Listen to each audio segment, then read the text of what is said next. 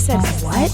How could they do something like that? Are you serious? What a thirsty MFer. Not good. She's absolutely dead to me. That's because she died.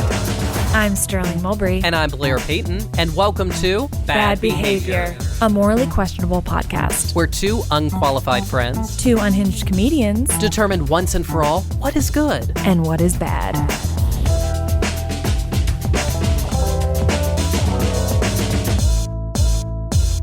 Hi, Blair. Hey, Sterling. How are you? I am just horny and lonely. Oh, wow. Was that too much to really kick off the podcast? No, actually, I think it wasn't enough. Okay. I am so No, lonely. I'm scared. And I've ruined God. my sheets. And I... But was that better? That was perfect. Thank you. You can find me on Tinder, Hinge, Bumble. What are you looking for? Because I don't want to be like this, but Breathing. we are actually on a podcast right now that is Yep. auditory only. But I'm sure that there's probably some admirers listening. Oh, And they're at probably least and they're three. probably thinking, can I slide into Blair's DMs? Absolutely. And okay, so if someone did, like, what qualifications should they have? What are Okay. you looking for? What's your type? I know I'm joking around here. I'm like breathing, but I am also hella picky. And it's almost... Well, yes, because literally we went to dinner the other night. This waiter is absolutely gorgeous. We all turned to him. We're with our friends. We turned to him and we say, Blair, that guy is flirting with you. He's so cute. If he was straight, we'd all be interested. And Blair's like, what? I'm not interested in that man at all. Okay, first of all, he was a nice looking gentleman, but I wasn't getting like, you guys were feeling very randy when he was taking our order. And I was just like, he's fine. Here's the thing. Blair was very indecisive about his margarita order. And this kind waiter was really helping him out, being like, look, it is a tough choice. And Blair was just like, okay, well, I don't know. Okay, first of all, I didn't say it like, okay, well. I also, too, I have a tendency to come across as flirty when I'm not. Do you think... You made that face. I've been told that. I have a very charming personality, and I'm very chatty with strangers. And so he probably thought I was flirting. Okay, but I'm just like... okay, fine. So you're picky. I am picky. So what are you looking for? Okay, so this is going to come across as a joke, but it's kind of the truth. I am attracted to a type of guy who honestly is probably a toxic, straight type of guy. I literally thought for a second you were going to say Italian. A toxic straight guy is your type? Yeah. You know, like Lord. Like the type of guys that bullied me in high school. Oof. I am in therapy. So, okay, so I'm new to sorry. it, so... to our listeners, you must view yourself as a toxic straight man. Like, what personality traits are you looking for? Okay, so they have to be able to take a joke. Okay. But they can't steal focus from me. In any setting? Like if we're going out, like, okay, so when we had our last show at Littlefield, which was sold out. Yep. And let's say, okay, we're talking with all of our admirers and they're like, oh my God, you did such a great job. And I'm like, yeah, I know. And then just like taking the compliments, but also being funny. I wouldn't want them to be like also trying to make jokes and steal focus from me. You know what I'm saying? Like they can so just... specifically post a big show, you don't want your lover stealing focus.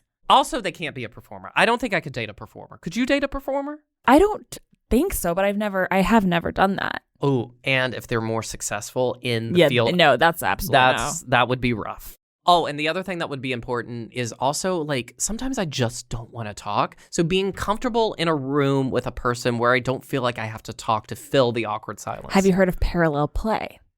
No. So that's like basically what you're talking about is you're able to both be in the same space, but like both be doing your own activities. So like you could be on the couch watching TV and the other person's like reading a book, or you're both literally just sitting on your phones. I have this with my sister. When I go visit her, we parallel play with each other. Yes. I don't like how that sounded. But like I'll be working on my computer on the couch or something and she'll be like on her phone, or sometimes she'll even be talking to me about her favorite salsa and I'm just not listening. Her favorite salsa? Like one time she called me and she was like, let's rank our favorite salsas. That is one of the most random things I've ever heard. And so, okay, what was the rankings? I don't remember. I know Moe's salsa came in pretty high. I don't know that. Welcome to Moe's. She loves that place. No. It's a chain. It's our family. We love chains. We love chain restaurants. So please, listeners, if you are interested in Blair and you meet every single one of those qualifications, aka that when he gets on stage after a show, you would never take the spotlight from him, and that you can parallel play. You look like a toxic straight male that he went to high school with. But you're actually sweet. Ooh, and a deep voice. And you have a very deep voice. And you know what? If you play an instrument, that's okay. But can you imagine this?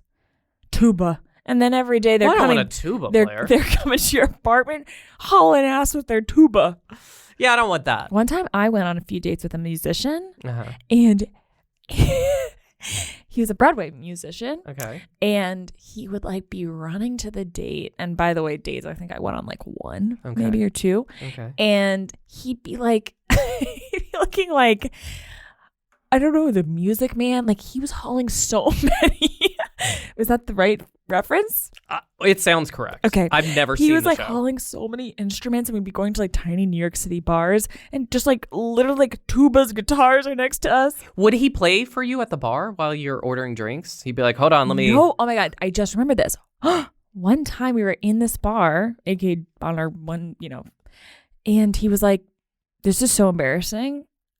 This is me playing. This is my song. What was it? Teenage Dream by Katy Perry? No, it was like, he was jazz. He was a jazz player. I like jazz. Well, so I guess if you also own an instrument and play it, Blair's interested. Yeah. So please. And if you have a smooth, buttery voice. Oh my God, you want to sing? You already asked for a deep voice. You can't ask for multiple kinds of voices. Well, it can still be deep and buttery and, sing me a song. But what if they're buttery and high?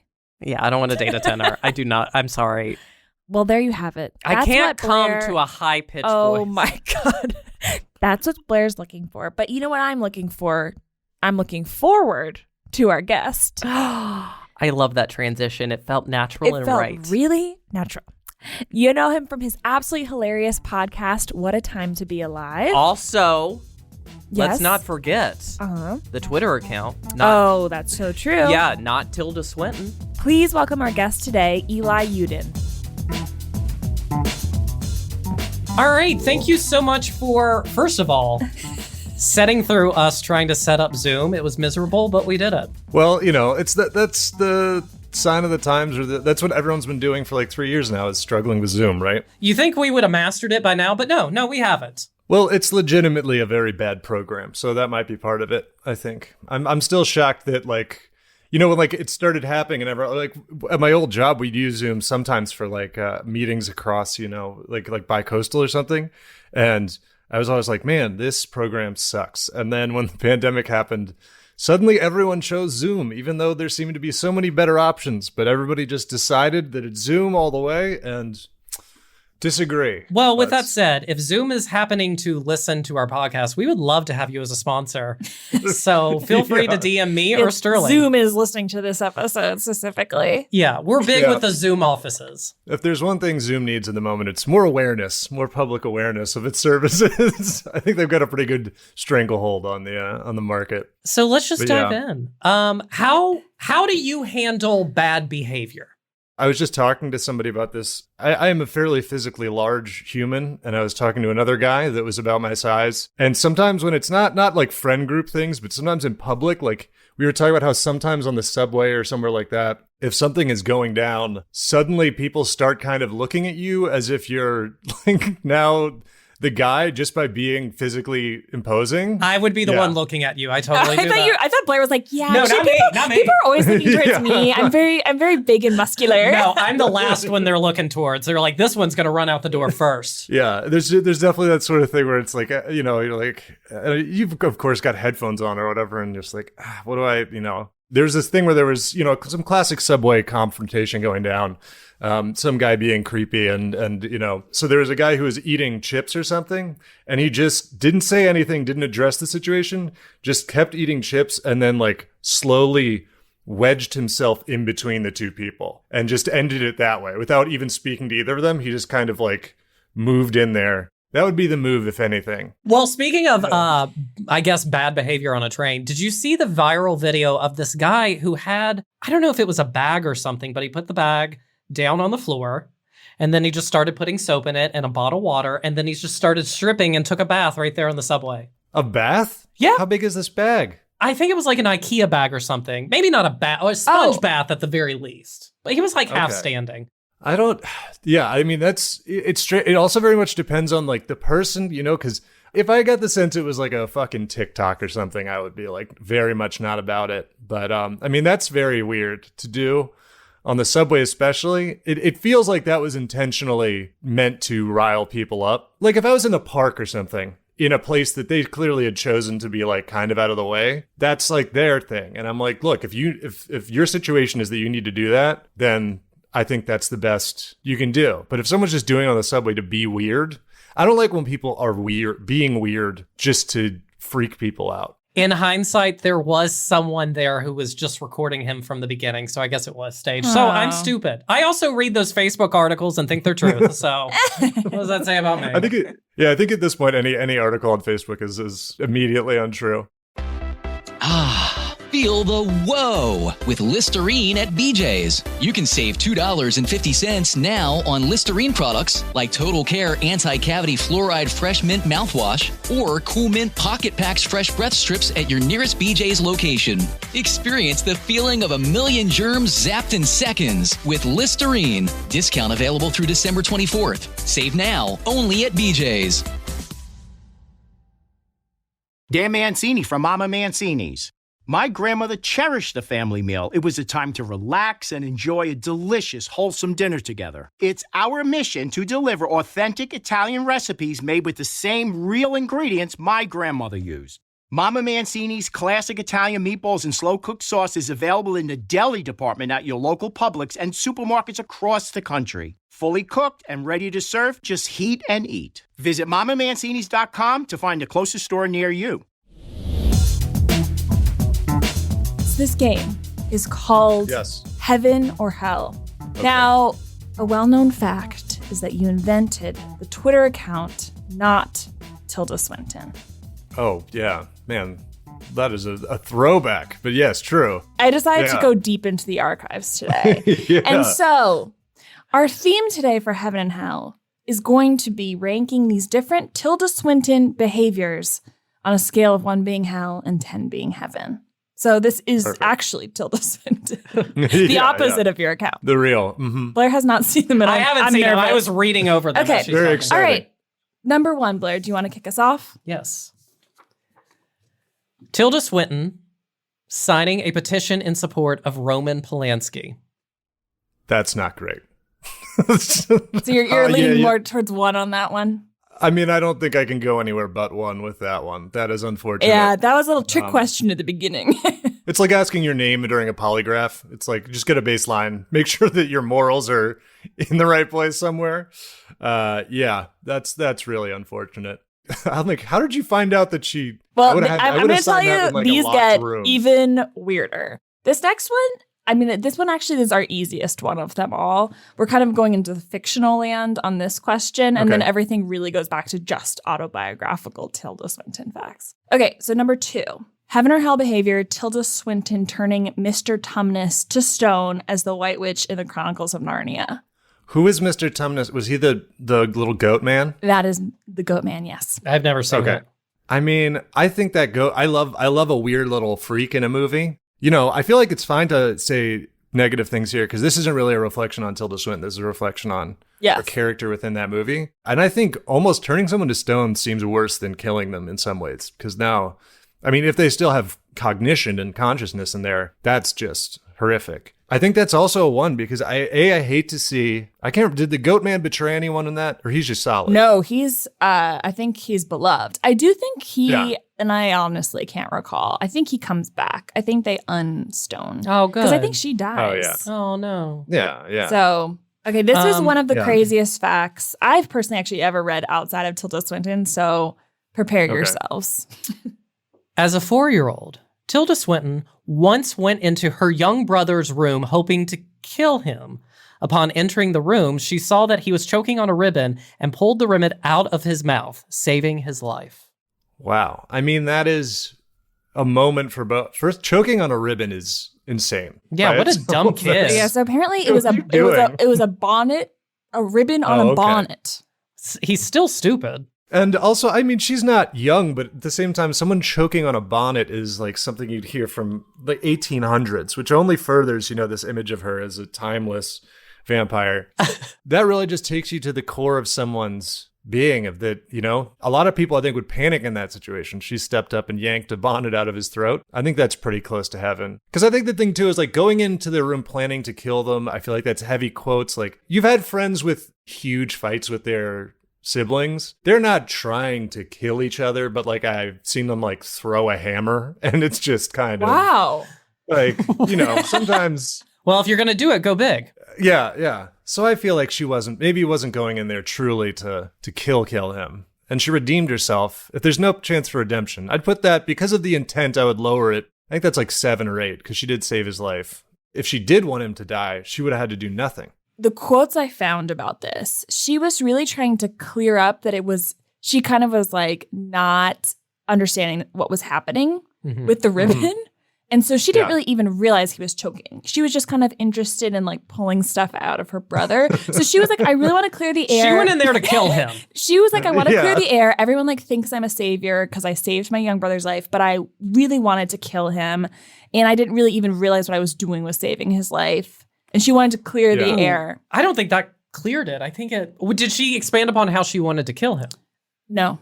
Tilda Swinton seems like somebody who is like very focused on the clarity of her soul. Like she's the only person I could think of who would be like, I would not feel comfortable without sharing this. And everyone's like, that's something you take to your grave.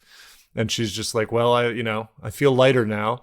I mean, it's very funny to imagine her as a child. I imagine her very ghostly. Yeah, I know. Walking like this.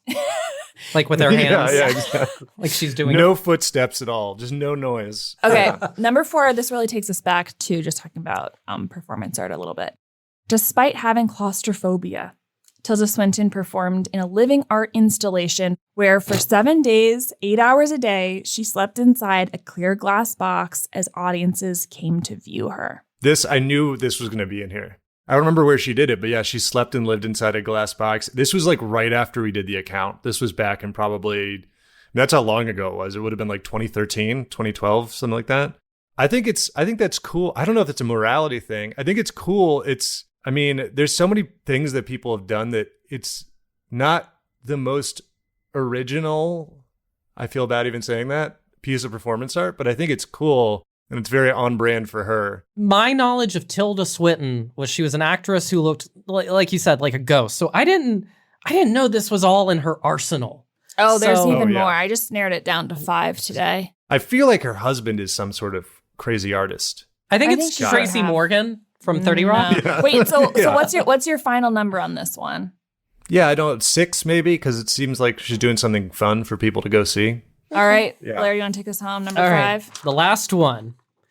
To make money while she was a young, broke actor, Ms. Swinton made income off betting on horses. That's incredible.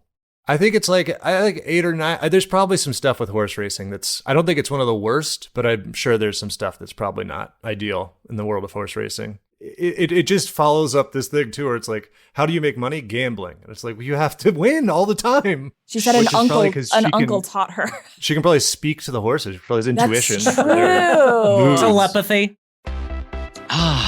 Feel the whoa with Listerine at BJ's. You can save $2.50 now on Listerine products like Total Care Anti-Cavity Fluoride Fresh Mint Mouthwash or Cool Mint Pocket Packs Fresh Breath Strips at your nearest BJ's location. Experience the feeling of a million germs zapped in seconds with Listerine. Discount available through December 24th. Save now only at BJ's. Dan Mancini from Mama Mancini's. My grandmother cherished the family meal. It was a time to relax and enjoy a delicious, wholesome dinner together. It's our mission to deliver authentic Italian recipes made with the same real ingredients my grandmother used. Mama Mancini's classic Italian meatballs and slow-cooked sauce is available in the deli department at your local Publix and supermarkets across the country. Fully cooked and ready to serve, just heat and eat. Visit MamaMancini's.com to find the closest store near you. The reason we invited you here today One was just for your friendly face, but two, we want to know the story where you're having trouble. Is this bad or good behavior? Tell us your story and we will begin the judging process. Okay, so also I want to say about how fun in a way it is to think of a story for this, because I did your guys' live show and had to do a story also. And it's so weird because you think and you're like, what's something that I did? And then if you have trouble thinking of a bad behavior, then I get in my own head. I'm like, what do you think you are, a fucking saint? Like, you don't think you've done anything wrong? This is a story from high school.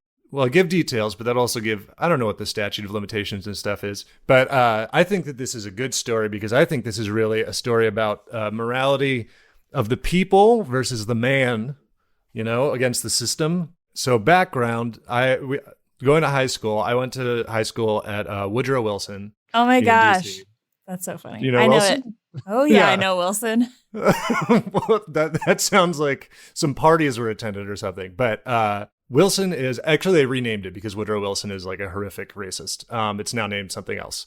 It's actually a very nice new name. They get a 10 on the heaven. They named it after, I think, the first black superintendent of the DC public school system. So Wilson it's in the middle of Tenleytown in DC. So there's no parking is basically the thing. There's no parking lot for the students. Any parking, if you have a car, is like you have to find street parking in a urban, like an active area of DC, which is not plentiful. The other detail here, background, is that I rode crew for Wilson, which was very fun because we were the only public school in DC that had a crew team. So it was just us versus I have a question. it was truly Disney movie stuff. Yeah. What does crew team mean? I'm not a sports Oh, it's person. rowing. Rowing. Oh, why not just call it a 8 rowing men. team? It's one of those old sports, It's like, why do you say equestrian instead of horse riding? It's just because it's some king used to call it that. Would you ever get turned on crewing with those guys? Turned on? No, it's pretty disgusting boat. I think if you were watching from afar and you saw like 8 in shape men rowing, you might be like, oh wow. But then if you're in the boat and you know that people are like peeing in Gatorade bottles and stuff, then I think it's a lot less. Well, some people are Yeah. into that. I'm not. Okay, so Yeah. you're Sorry. crewing. Sorry, you were crewing. No. Go ahead. So part of the thing there is that basically like, otherwise we wouldn't have driven, you just, because there's no parking, but because we are on the crew team, you had to drive in the morning because we had 5 a.m. practices down in Georgetown, which there is no public transportation to Georgetown whatsoever. So we would always have to park when we got to school. It's like 8 in the morning. We're probably late because we're coming from Georgetown and all that. So there's no parking or anything. There's one street that is next to the school that's right next to Fort Reno for the DC heads, in between Wilson and Fort Reno. That is the only place you can park for free. And obviously, if you're parking for school, you're going to be in there 8 hours or whatever. And that's fine for like a year. The next year, they install parking meters all up and down this street. And this is a slap in the face to the entire student community because they're trying to bleed us dry, us children with no money anyways. You don't have, we don't have quarters. Then the other thing is you literally can't park there if you're going to school because you can't be in fucking Spanish class and be like, I got to feed the meter. Like you can't. So there's nothing there and there's no other way to do it. So what we started to do is we enacted this just war against them, the meters they put in, where every day that we had practice, we would come back, we would park in front of one of these meters, and then we would it's on Fort Reno, which is a park, we would shove grass into the parking meter and tamp it down until we broke the meter. And just constantly shove shove grass into the slot. the coin slot. The coin slot. Yeah. You'd push grass in there and then you'd push it down. You have to use like a stick and we would just keep doing that until the meter failed. It'll like break and it says like error or whatever. I mean, like I said, this is on the side of a park. So there's grass right beneath us. And we're just like, I wonder if we can just break this by shoving a bunch of grass into it. And so we did that. It would break. It would say like error or fail on the meter. And then you just go to school. And we never got ticketed for it. I think because maybe they couldn't prove that the person parking there was the person who broke it. But yeah, we would just shove grass down there. And I don't feel bad about it because it was such a dickhead move to put parking meters on what is like clearly student parking for people in high school. But I do feel bad for whoever had to clean out the meter.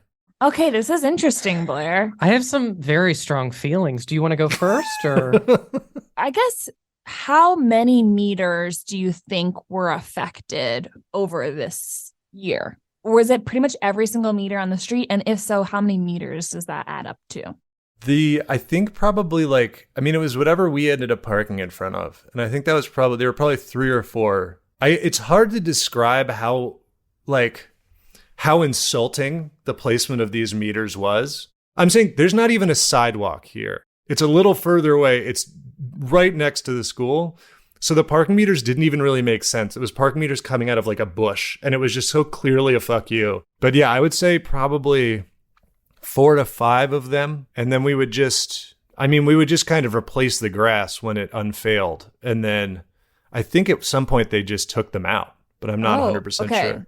Well, they didn't they replaced them. I don't know if they've, and I think we were also, because the thing was they couldn't, because it was a park, it's not like there's security cameras or anything. Right. So I don't think they could figure it out. Did you go to college after high school? Yeah. Do you feel like crew helps further your college career? Like without crew, did you get maybe a scholarship? Did that like help that if you hadn't been able to get to crew practice and then park after, it would have affected the entire rest of your life? Well, I didn't do crew in college at all. It was definitely part of the reason. Definitely part of the reason you did it was because it was like that was the days of like, it's like, oh, this will be great on your application. I don't know. Yeah. I think they probably still do that, but it was like a big like, oh, you want to have an extracurricular. And then the other thing was that basically all of my friends at the time also did crew, and it's such like it takes over your life. So it's basically like if I wanted to hang out with any of them, I also had to do crew. I hated it. I liked hanging out with the people there, but it's a pretty unpleasant amount of it. I'm not a big exercise guy, and it's a lot of exercise. It was cool. I got to have abs for a year in my life. Never again. Not worth it. IMO. This is just an aside. This has nothing to do with the story, except just following up on crew. When you would have crew meets, would people just come and watch you just row a boat from one side of the pool to the other? Not like a pool, Blair. Or a lake or whatever you did it in? The river. The Potomac River? The beautiful Potomac River? Like, would you just go back and forth? Yeah. It was basically, actually, the regattas were really fun. And part of it's because it was on the Potomac, so that's in Georgetown in DC. Like, it's genuinely a very pretty neighborhood and river. And so you'd do the race, but it would basically be like everyone's parents and everything would just be standing on the side of the river watching the finish line. So you'd see who won, but you wouldn't see the beginning of the race. And it was also fun because, like I said, it was a very Disney Channel sort of thing because we were the only public school crew team in DC that I knew, at least as far as I know of. Okay, Blair, I think I might have my verdict. One more crew question. Yeah. One more. This is the last one. You just want to learn about crew. Yeah. Well, yeah. Did you guys have a chant when you crewed? Oh, shit. Like, go, we're doing it. But that's not great, but you get the idea. There's not a chant, real. Actually, yeah. So there's 8 rowers and a coxswain. And the coxswain is like the smallest person on the team. They sit in like this weird little, cockpit at the front of the boat, and they steer. They'll shout stroke. This is very sexual. So, yeah. Okay, Blair, do you have your verdict? Okay. Well, listening to this story, on the one hand, you were in a situation where you had to pay a quarter to park, and that's unfair for a student. And it seemed like God blessed you with the grass and the stick to allow you to commit this crime. But then on the other hand, it seems like bad behavior because like that money is going to beautify your town, I'm assuming. And you were preventing other stuff from coming into that town by not putting a quarter in that thing. So I'm leaning bad. I will say, to rebut that, Washington, D.C. has a pretty decent amount of federal money stored up. So they've got... Are you sure? Because I read a Facebook article and it seems like there isn't. So I think I'm going to also go bad. Ooh. Oh, wow. This is devastating. No, okay, actually I would have gone good, but we actually have to wrap up for time. We are running to go see a comedy show. So I'm gonna go bad because here's the thing. I asked too many crew questions. Here's the thing. Heard about 8 men in a boat, and you were like, I want to hear a little more about this. Do you have any photos? No, I don't even think I can make an argument for bad. I'm going to go back to good. I'm so sorry. Okay, and Blair, you're going to have to switch to my side. Okay, fine. Okay. You're good. So my argument for good is this. Ultimately, it sounds like you would have been extremely depressed in high school without your buds. And who knows if you would have made it in life if you hadn't had those beautiful social experiences with Ben in the morning. And your cock leader. In Georgetown. They stroke it. Yeah. And the only way you could have done that, again, is to break a meter, not a mirror, a meter. And we don't know, you could have done something else with the grass, but I'm not too worried about that. Because also at the end of the day, grass is out. We need to stop planting grass in yards. It is not good for the environment. It's true. So I'm saying this, you were getting rid of the grass. You were like starting the anti-grass movement. And so I'm going with good. And because you're getting officially good behavior, that means we are going to give you a little bit of a reward. Oh my God. I thought you're picking paper out of a vase. And I was like, do I get the vase? Unfortunately, no. So do you want to explain what the reward Okay, is? so the reward, we think one of the best rewards you can receive in life is a compliment from your therapist. So we have written different compliments that we would have loved to get from our therapist that we will be reading to you as a quote unquote therapist. And that will be your prize today. All right, Fantastic. so set back. Let this wash over you like warm water or maybe urine from one of your crew members. Oh, my word. You were totally right. You navigated that situation absolutely perfectly. And that's the prize. How do you feel? I agree completely. This felt great. Oh, I'm so glad. Well, thank you so much again for coming on today. This has been such a treat. No problem. My pleasure. And teaching us about crew. Where can people follow you? You can find me on Twitter and Instagram at just my name, Eli Yudin, Eliyyudin. I've been told I need to spell it. And then you can also listen to my podcast that I do with my friends Patty Moe and Kath Barbadoro called What a Time to Be Alive that comes out every week, where we count down the weirdest news stories of the week. And that's our show. Thanks so much for listening today. We absolutely hate to do this. We hate it. But it would mean the world to us if you can subscribe to the podcast wherever you get podcasts, rate and review. Follow us at Bad Behavior NYC on Instagram and TikTok. Thanks again for listening. And remember, whatever your moral status, we are always here to judge. Bye.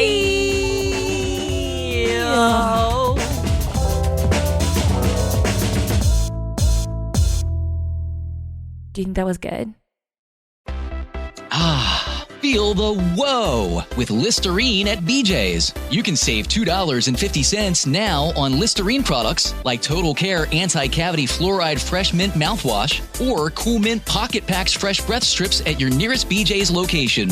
Experience the feeling of a million germs zapped in seconds with Listerine. Discount available through December 24th. Save now, only at BJ's.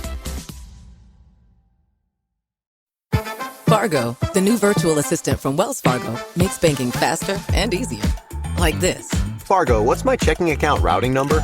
And this. Fargo, turn off my debit card. And this. Fargo, what did I spend on groceries last month? And that's just the beginning. Do you, Fargo? You can in the Wells Fargo mobile app. Learn more at wellsfargo.com/getfargo. Terms and conditions apply. Your mobile carrier's availability and message and data rates may apply. Wells Fargo Bank, N.A., member FDIC.